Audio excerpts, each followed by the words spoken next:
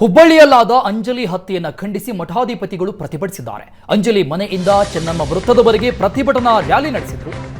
ವಿವಿಧ ಮಠಾಧಿಪತಿಗಳ ನೇತೃತ್ವದಲ್ಲಿ ಈ ಪ್ರತಿಭಟನೆಯನ್ನ ಕೈಗೊಳ್ಳಲಾಗಿದೆ. ಅಂಜಲಿ ಕುಟುಂಬಸ್ಥರು ಸೇರಿದಂತೆ ನೂರಾರು ಜನ ಭಾಗಿಯಾಗಿದ್ದರು. ಅಂಜಲಿ ಸಾವಿಗೆ ನ್ಯಾಯ ಸಿಗಬೇಕು, ಆರೋಪಿಗೆ ಶಿಕ್ಷೆ ಆಗಬೇಕು, ಇದರ ಜೊತೆಗೆ ಅಂಜಲಿ ಕುಟುಂಬಕ್ಕೆ 25 ಲಕ್ಷ ಪರಿಹಾರವನ್ನು ನೀಡಬೇಕು ಅಂತ ಪ್ರತಿಭಟನಾಕಾರರು ಮಠಾಧಿಪತಿಗಳು ಆಗ್ರಹಿಸಿದ್ದಾರೆ.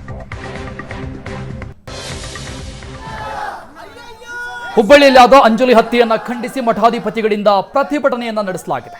ಅಂಜಲಿ ಮನೆಯಿಂದ ಚೆನ್ನಮ್ಮ ವೃತ್ತದವರೆಗೆ ಪ್ರತಿಭಟನಾ ರ್ಯಾಲಿಯನ್ನ ನಡೆಸಿದ್ರು. ಮಠಾಧಿಪತಿಗಳ ನೇತೃತ್ವದಲ್ಲಿ ಈ ಪ್ರತಿಭಟನೆಯನ್ನ ಕೈಗೊಳ್ಳಲಾಗಿತ್ತು.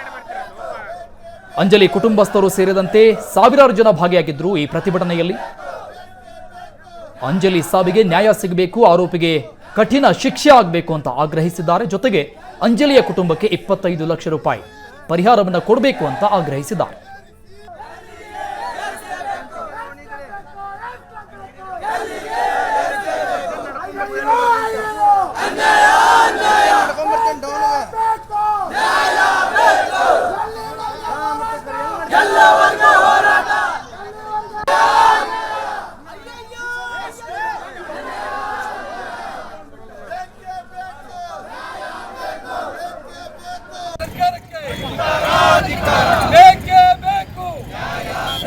ರಾಜ್ಯದ ಮುಖ್ಯಮಂತ್ರಿ ಸಿದ್ದರಾಮಯ್ಯ ನೇತೃತ್ವದಲ್ಲಿರ್ತಕ್ಕಂಥ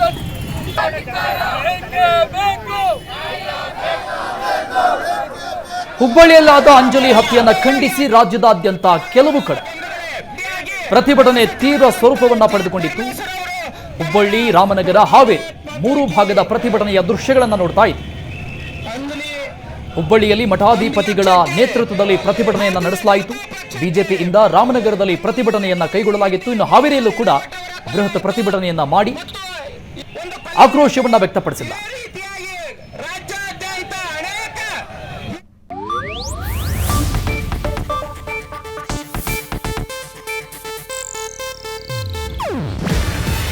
ಇದು ಏಷ್ಯಾನೆಟ್ ನ್ಯೂಸ್ ನೆಟ್ವರ್ಕ್ ಪ್ರಸ್ತುತಿ. ನೀವು ನೋಡ್ತಿದ್ದೀರಾ ಏಷ್ಯಾನೆಟ್ ಸುವರ್ಣ ನ್ಯೂಸ್.